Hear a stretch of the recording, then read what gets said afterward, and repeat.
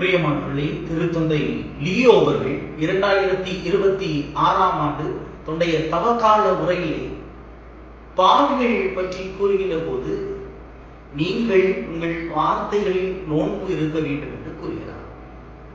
பல நேரங்களில் நாம் மற்றவர்களை பாவிகள் என்று நினைத்து அவர்கள் இல்லாத போது நாம் அவர்களை விமர்சிக்கிறோம், அவர்களை நாம் புறக்கூறுகிறோம். நம்முடைய வார்த்தைகளால் பாவங்கள் என்பதை வெளியே சுட்டிக்காட்ட வேண்டிய அவசியம் இல்லை என்று கூறுகிறார். நம்ம எல்லோருமே பாவம்.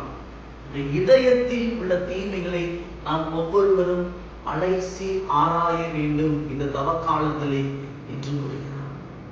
எல்லோருமே பார்த்தன வாழ்க்கையில் ஏதாவது சிறிய சிறிய தவறுகள் செய்து, ஆனால் நாம் நம்மை வெட்டிவிட்டு இங்கு மற்றவர்களை விமர்சிப்பவர்களாக இருக்கிறோம். இயேசு கூறுகிறார், பாவிகள் என்பவர்கள் கடவுளை விட்டு விலகி சென்றவர்கள், ஆனால் கடவுளின் அன்புக்கு புறம்பானவர்கள் அல்ல என்று கூறுகிறார். அப்படி என்றால் இன்று கடவுளுடைய அன்பை அதிகம் புறந்தள்ளி கொண்டு வாழ்பவர்கள் யாராக இருக்கிறார்கள்?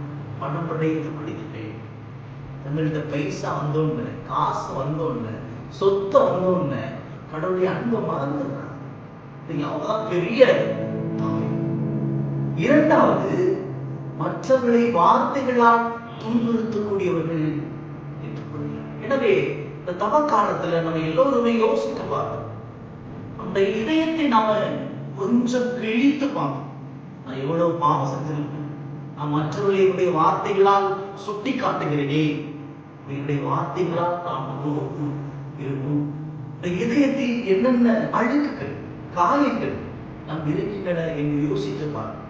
இயேசுனுக்கு கூறுகிறார், நான் பாவிகளை நேசிக்கிறேன். இயேசு நம்ம எல்லோருமே நேசிக்கிறார். என்னிடம் இந்த இதயத்தை கிழித்துக் கொண்டு பாவி